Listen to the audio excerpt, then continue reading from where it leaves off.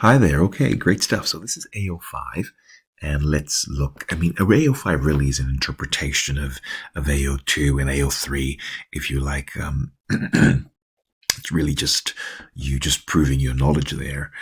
So let's look at this. So you have, this is really absorption costing, isn't it? This is really absorption costing. So what we're really trying to do here is play around with these, and you can see that you have these overheads that need to be apportioned into this area. So let's pick the first one, rent, which is what they're telling us. They're telling us to pick the best choice for splitting this cost of 30,000. So when we look at it, probably, and I'm hopefully thinking you're thinking, definitely floor space is the best way to go. And of course, if we're apportioning it based on the space, whoever uses more should take more. We would argue that mending, for example, should take 8, if you like, 8,000 as a proportion of 15,000 of that 30,000.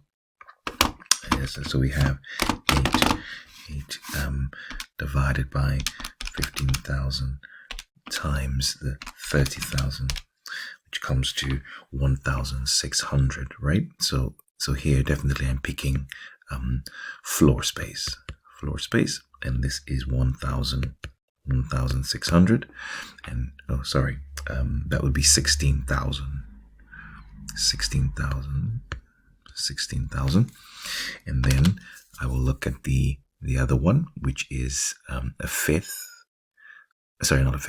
isn't it? That's 5 over 15. So 5 over 15. That's a nice one. That's a third. So that's a nice 10 grand.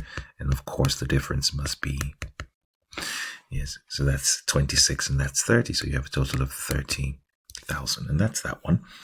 And let's look at machinery depreciation. So typically when we depreciate machinery, we will go with the machinery. Let me see. I'm feeling machinery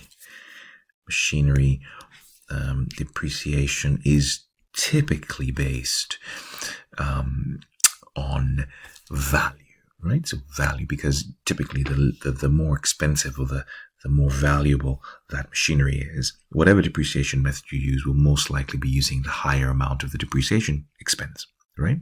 So here we are. Here are the values of these the machinery in those two parts, and the machinery cost given to us here, the machinery depreciation. So just like insurance, they've gone with that as well. So if you think about that machinery depreciation of 11,000, if I split that up based on the value of the machinery, yes, that's going to be 140 over 250 vis-a-vis 110 over 250.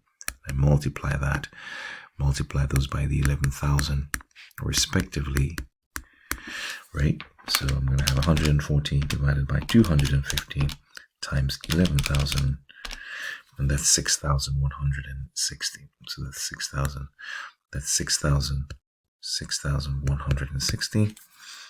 And then therefore the rest is 4,840, and that's my 11,000, right? Very good. And then they've done the machinery running costs for me. My focus next is on power. So power makes sense that we're talking about power usage, aren't we? Power usage, and we have a total cost of power usage there of 7,000. 7,000, and you can see here they're telling you that in terms of power usage, 80%, 10%, 10%. So that's quite nice. 10 here is 700. So I can quickly fit those in, right? So 10% there is 700. The other 10% is 700 as well. And so you can see where I've got my figures from. The question here says power, and then you have here 10%, 10%. So 10. It says it's in percentage. It's 10% of the 7 grand, and the difference, of course, which is 80%. And I'll just do that. So 7,000. Take away the 1,400, which is really the sum of these two. But you can think about that. You can do 80% of 70,000. You'll be fine as well. I'm just doing it this way, and that's 5,600, and you have a total of 7,000. And then they want you to literally add all of this all the way through, right? So just add all your figures. Add all your figures in there, and you're there. And so that's fundamentally how we deal with that. Okay, that's question 79.